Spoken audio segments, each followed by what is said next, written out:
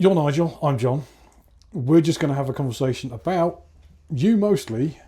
My angle on it is I'm literally here to ask questions and be the generic idiot human who needs educating in various matters to do with various businesses. And that's the first thing we're going to go into. Right, so you started out working for who originally? Me? Right, well, you're dangerous in asking me to tell a story. Yeah, no, we're going to work our way through it. Yeah, well, I should have said it. Very kindly helped me. Yeah, so I suppose what I always try and do is, I suppose, tell my story to try and perhaps inspire others, or perhaps to help others avoid falling into the same trap. So, so I suppose I try to be very open about my career path and where I've got and how I've got there, and it's not been without its moments. So I suppose in simple terms, mother from Swansea, father from Leicester, brought up in the centre of Leicester, in a place called Tudor Road, which was sort of real old fashioned. Do you speak Welsh, by the way? Do I speak Welsh? Yeah, very small amounts. Just small amounts. Should he and gudge, which means you've got a little bit of Welsh. A little bit of Welsh, but not very much. Because I confused all your staff when it turned out, because I speak fluent Welsh, and they were like, I have no idea, because they I don't got the speak accent. Welsh.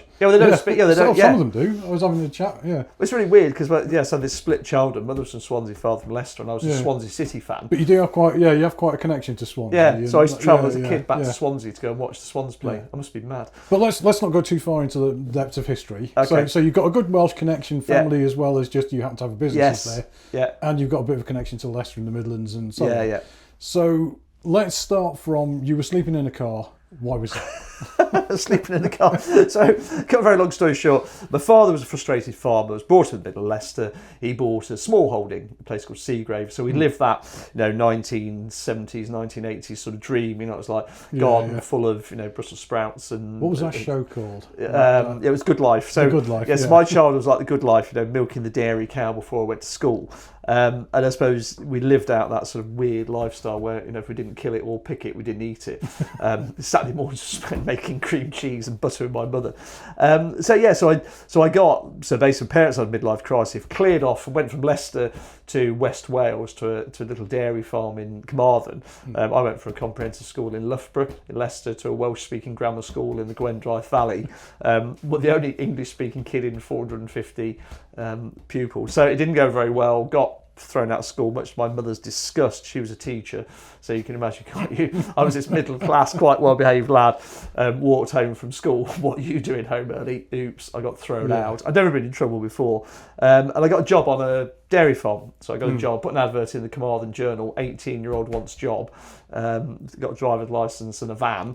So I got a job in a farm in Carmarthen, milking cows, killing chickens on a Monday, and then delivering to all the local pubs Wednesday, Thursday, Friday, for a guy called Brian Jones, who ironically now runs one of the biggest food business in Wales. I joke with him, I was his third employee in 1983. He now employs nearly 1,500 people, turns over 350 million. So I'd like to think I was part of the journey, but I suspect I wasn't. So how did I end up homeless? So there's a couple of things. So I worked for him for a year on a farm, milking cows, killing chickens. Didn't think that was really for me long term. So I went to Agricultural College in Berkshire.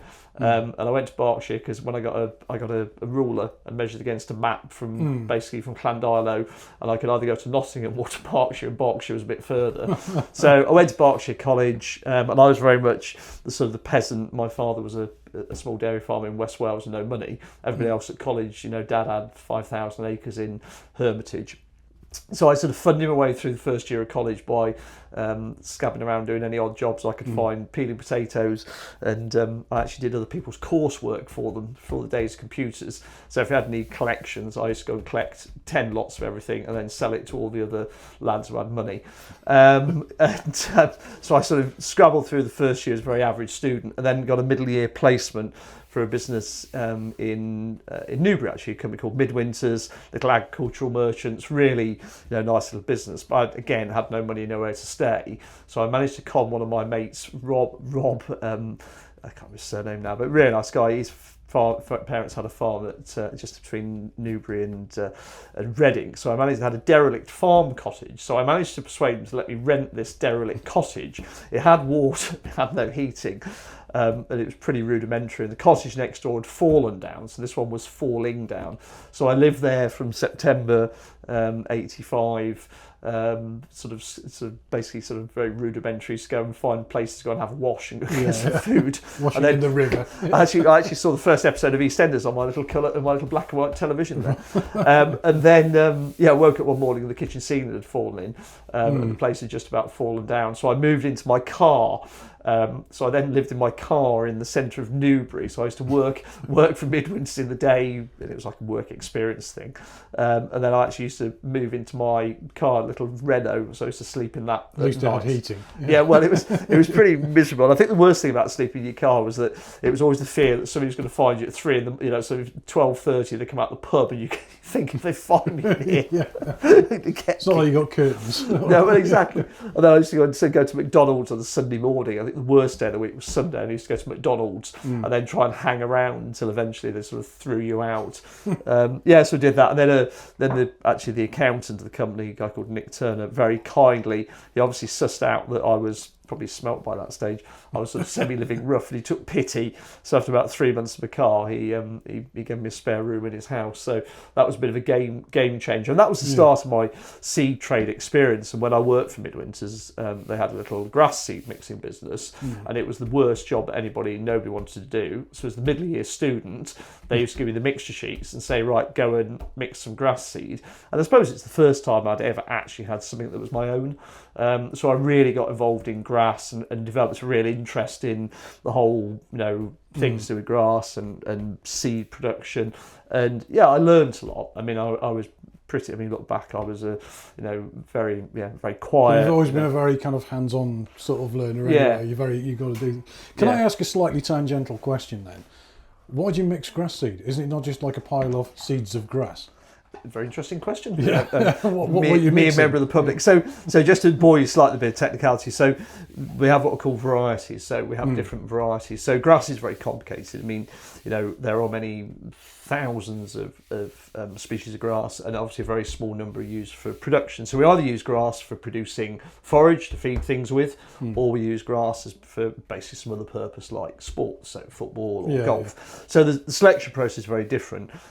Grasses actually are not unique. So if you have a variety, what are called varieties, they're actually a collection. It's like a family. So they're not unique. So your genetics are very unique to you. Right. Grass varieties like you and your kids and your wife and your uncle and your cousin and your right. granny. So it's kind of like the family level. It's like a family group. Yeah. So that's what is basically a variety. And then varieties have different. So they have different heading dates. So they come to maturity at different times. Right. They have different traits. They have different disease resistances. They have different abilities. Right. So the reason you mix grass varieties together is to try and get the best out of all their different elements. So if like one of them succumbs to a disease, it won't affect all of the grass, and you end up with a big bald field. Yeah, or one prefers wet conditions or dry conditions, or gives forage earlier in the season, or is more wear tolerant. So it's all about matching together needs and wants.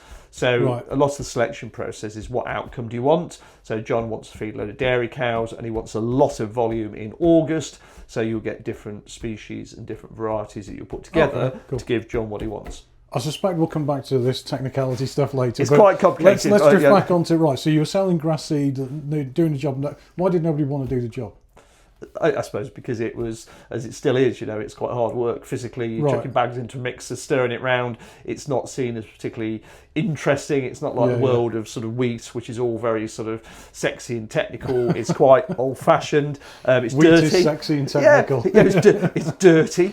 So everybody had a sort of look down the nose a bit at the whole sort of grass seed thing. And I suppose because I was a bit of an odd character, because nobody else was in that space, I made it my job to learn about it, and I got a real sort of passion for it. And that was the middle year at college. I went back to college in my third year, and I wanted to get a distinction. So I worked literally every hour God sent to get a distinction because I wanted to be on the board. There was a board in the hall and it had like the names of the students that got distinctions, and I was a bit of an arse, as I still am, and I was determined to get on the board. You've got to set goals though, Well, I did, and I got it. And to be fair, I always remember my it was a very funny story. Richard Baines was my sort of course tutor, and he got me in just before presentation today and said, with regret, I'm going to have to tell you that you are getting a distinction, and you have been one of the most difficult students I've ever had to deal with, and been a total arse. So yeah, and that was probably another thing. A win's a win, Yeah, well, I suppose I didn't have a lot of self-confidence, so I suppose in a way that was really good for me to actually to be.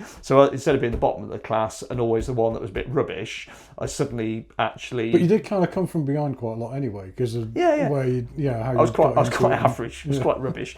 So I got the distinction, and then I suppose again, full confession. So in the process in those days, there were hundreds of jobs in the agricultural supply industry. There were tons of jobs. I was given a job with a company in Newbury called Dalton's. I'd been for a 4-day trial in the Easter before I left in September.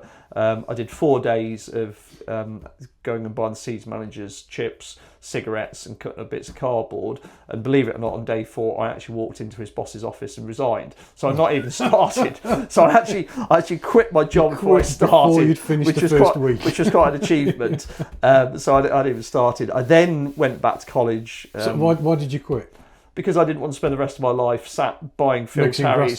Well, no, all I was doing was basically getting his chips and his fags at lunchtime and cutting up bits of, and that's what an assistant seed manager's job seemed to be. Right, okay. So I just didn't want, it wasn't even doing. I mean, it was a PA before a PA was a thing. Yeah, and I didn't want to do it, so I quit, and I can't believe I did it. So I was again. So this was April of '87. I went back to college. Yet again, I got nowhere to live, so I slept in the common room because I was sort of again wandering around. So I slept in the common room. Next morning, I got up, and on the notice board, the days before technology, there was notice board, and this was a game changer. There was a letter, a company called Interseeds wanted a trainee. So I went to the payphone, dialed this number, spoke to this woman. I said, "I see you've got an advert. Can I apply?" She said, "Oh, I just talked to Roy now." So sort of shouted across the office, "Roy, somebody on the phone for the job." And he said, "Oh, can he come this afternoon?" So I drove my British Telecom Viva van from Berkshire College in Birchets Green to a place called Leominster. I didn't even know where Leominster was. Rocked up, met this guy called Roy Harris in this little industrial unit in Leominster. Didn't really think much of it, did the usual sort of interview thing. Went to my parents' place in Carmarthen, because again, I got nowhere to stay, so I drove to there to get some food.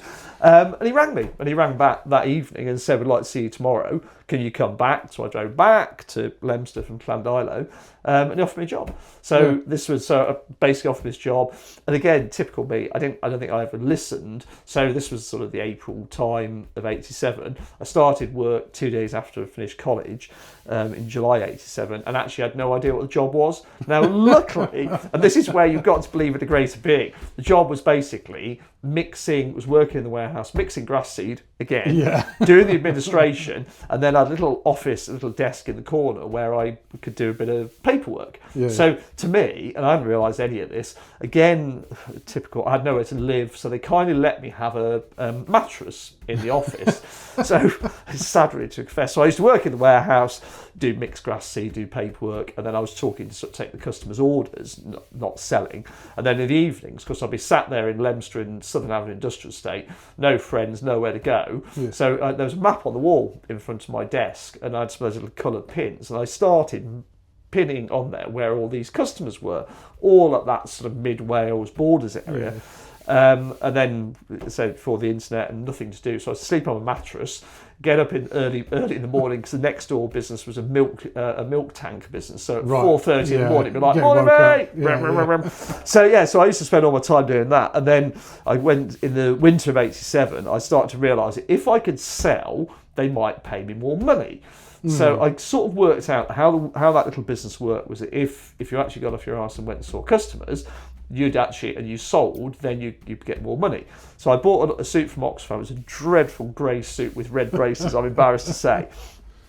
In the winter, it was of the era. It was of the era, and it didn't fit me. And I was actually 76.5 kilos then, believe it or not. So I got this suit. Anyway, rambling. So I got this suit, borrowed a company car off one of my colleagues during the winter, and literally drove off with my OS map to these merchants we didn't deal with. And my sales style, obviously I'd had no training, I'd never been on any courses, I had very little self-confidence. I basically just went and begged.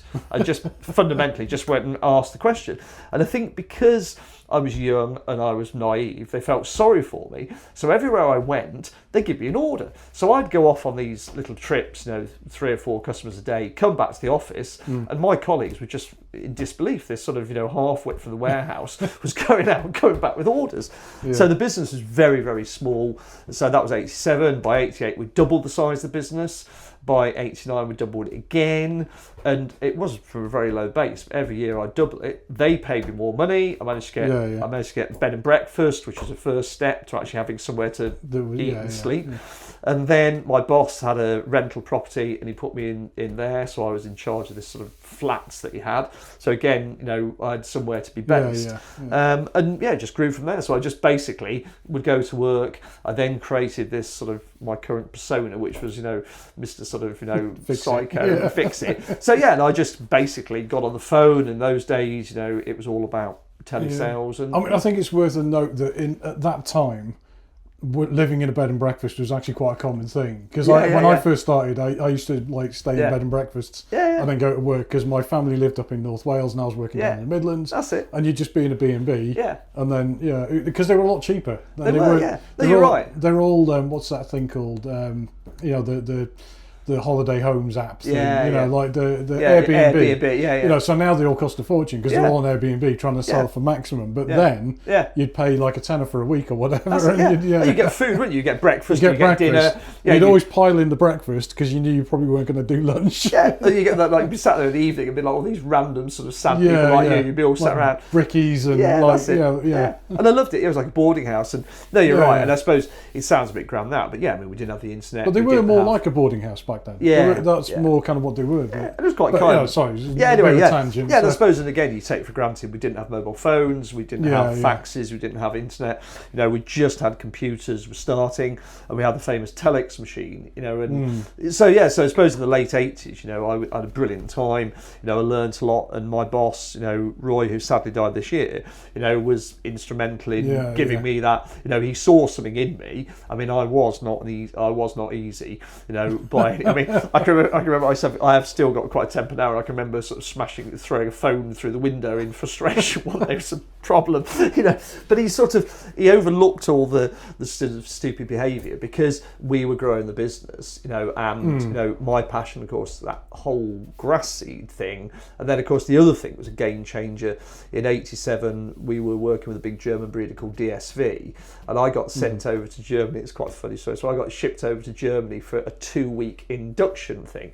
So I rock up with me Marks and Spencer's grey flannel trousers and the V-neck jumper and the bloody shirt and tie, and all the Germans thought I was some sort of alien species, and they locked me in a room for 2 weeks. And a guy called Eberhard Langels, who was an expert on greening, so all this regenerative farming that we describe now. In those days it was called green manuring or cover crops, and he locked me away and shouted at me for 2 weeks, basically, why are you British so moronic? Why do you not use cover crops as part of the rotation? Why do you not you think?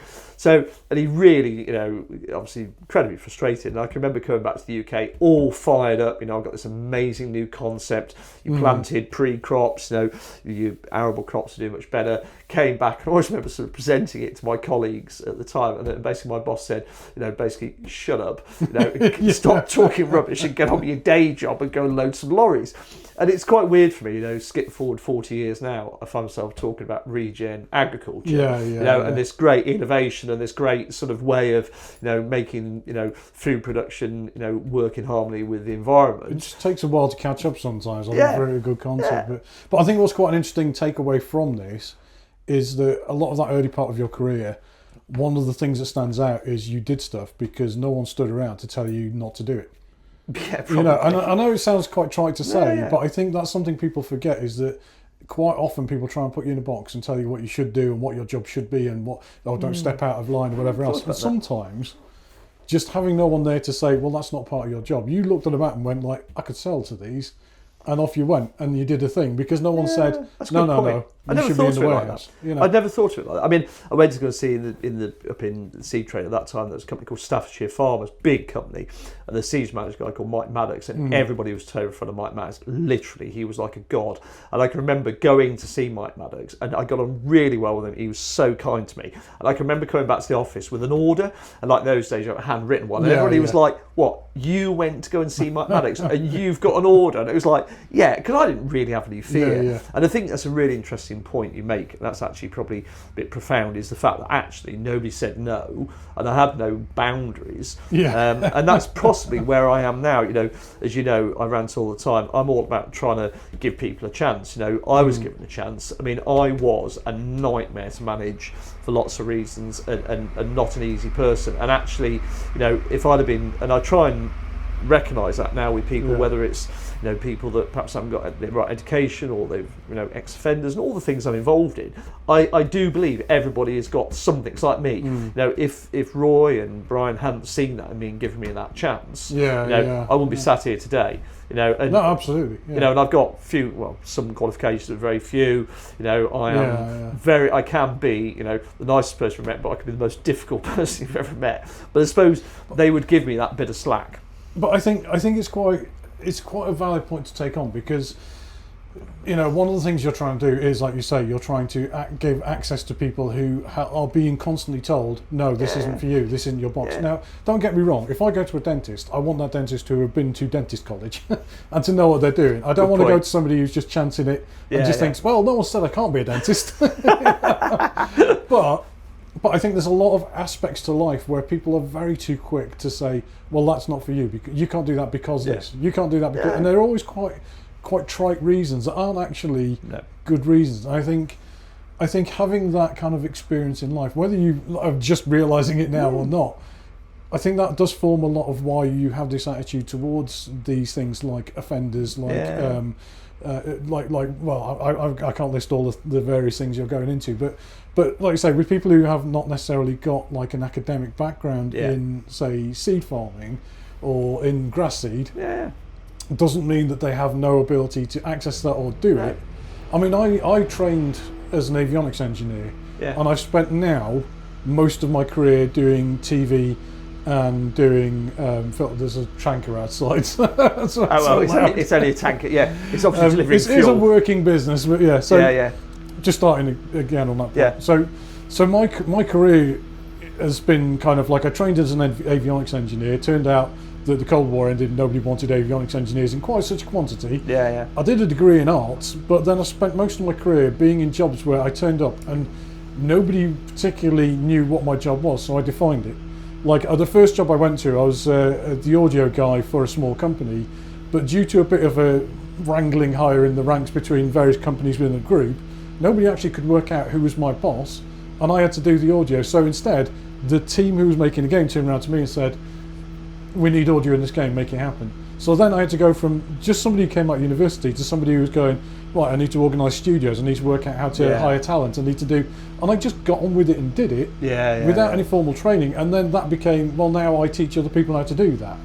And I think it's a valuable, and it's a very lucky thing to be in that position like you were, and like I was, where you find yourself in a situation where there's a thing that needs to do, and you think, I have I think in yours and my case, it's not necessarily the confidence. I'm too stupid to realise this is not my job. I have no boundaries. No boundaries, so I just get on with it and do it. But I think there's a lot of value in being in a position where someone says to you, try it. Don't wait for me to tell you what to do.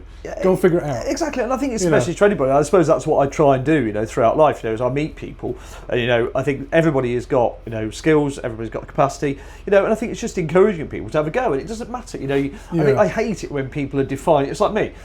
I'm not from a farming background. I was brought to the middle of Leicester. I shouldn't be. I mean, we farm 1,000 acres of land. Now, I'm not multi-generational, and I'm not, but it shouldn't be a barrier. And I think so often I meet people that are told, you can't do it because, And I suppose that's what I'm bridling against, and that's why I tell my story, because as you know, my sort of go-to sort of favourite thing is people say, what do you put your success down to? And I always my reply is I'm less bad than anybody else in my industry. I use more colourful language, but I am literally I've succeeded not because I'm particularly brilliant, but because I've stuck at it, I'm resilient, and I'm actually less bad than other people. And I think young people get a lot of bad press and they get slagged off, but we've all been there. I think it's framing attitude as well, because part of it is that you can approach it in two ways. You can say, I have these skills, what can I achieve? Yeah. Or you can say, I need to achieve this, what skills do I need? Yeah. And that's always been my way, because I've always been given a goal, and then I have to figure out how I'm going to get to that goal. Yeah. And I think that's something that's I'm not saying, because I don't want to be negative towards academia and all that. There's nothing wrong with going to university and getting that kind of qualification, but I think there is a little bit of a leaning towards, this is what I'm allowed to do. This is what I'm supposed to do. This is what I'm trained to do. Oh, I can't do that because that's not within my current. No, you're right, and I think that's skill set. So. Yeah, and also, and just because somebody's had done something wrong in the past. I mean, whether it's ex-offenders or people. I mean, at the end of the day, there is still opportunity. And I think that's what I'm trying to encourage people. I mean, as I get older, it's not all about me and mine. It's all about trying to share my story. I don't do this, so people think I'm amazing. I do it because I think maybe somebody might listen to it and say, well, do you know what? Well, maybe I could.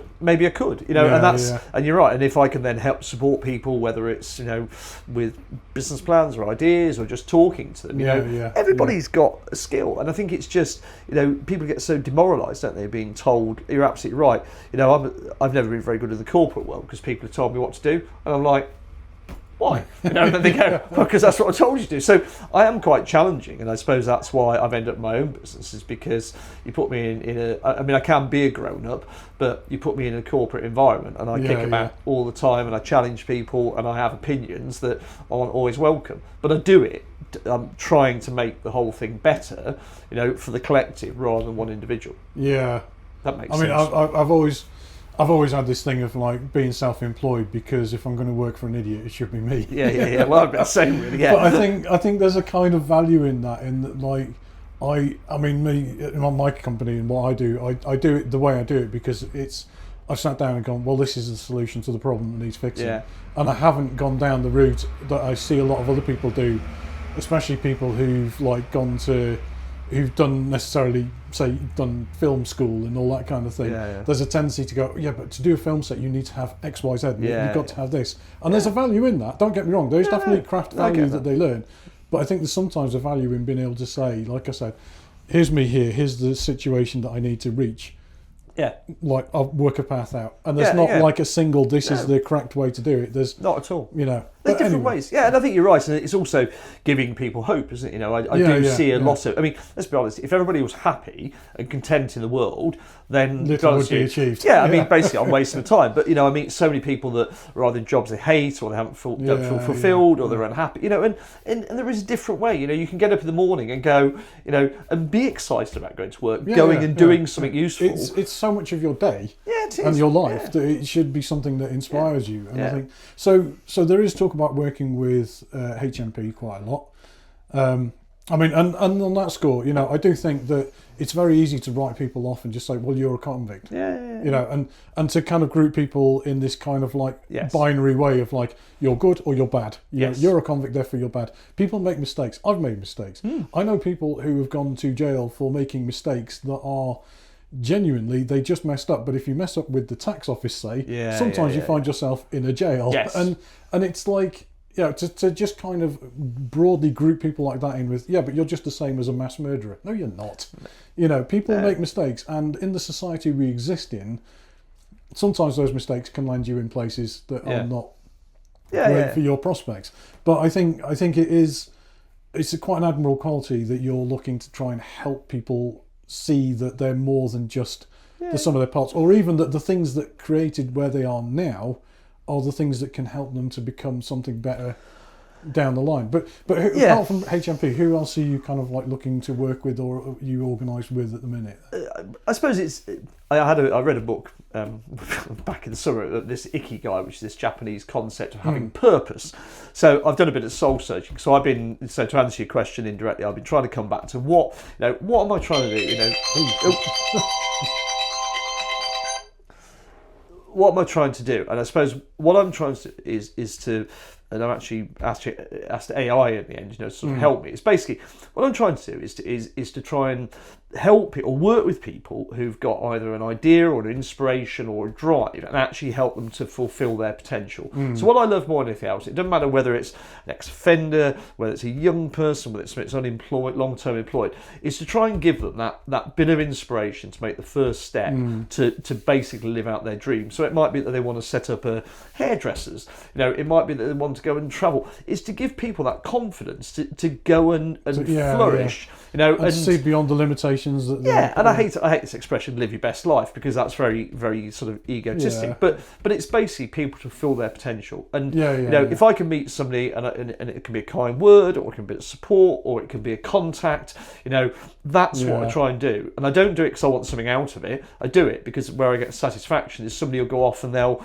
go and travel, or they'll go and phone somebody and they'll do something, and the outcome will be that they will fulfil their potential. And that's what I was given, is people saw in me, God knows why, some potential, and they basically, like you said before, they let me crack on with it. And they didn't say no. And that's all I needed, was somebody not to say no. And to nitpick, and, coming back to it, I'm not very tolerant in many ways, but also, I try and give people, a bit of slack, because not everybody can read and write. Not everybody came from a fantastic middle class background. Not everybody has supportive friends and parents. Some people have had a pretty horrible time, and I can't justify their actions and outcomes that perhaps they've had. But what we can do is we can look at the positive and say, well, what can they do going forward? And I don't know. So, and I think that's why, what we try and do with an online businesses is just to give people a chance. That first step on the ladder, that little bit of hope, that little bit of a kind word. So I don't know. It sounds a bit naff.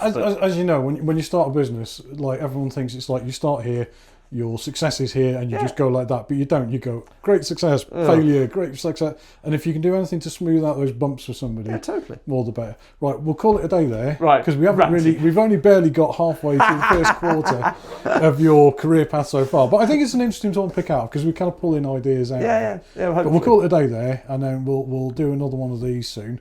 But I think that's probably enough to listen to for now. You bring the best. Wait, I know you bring the best out of me, but you certainly get me talking. I'll bring the words out of you. You have got me thinking about the sort of not saying no. So that's I'm quite interested in that. So that might be my next go-to thing. No worries. All brilliant. Right. Thank you, John. We'll do another one. Cheers. Thank you.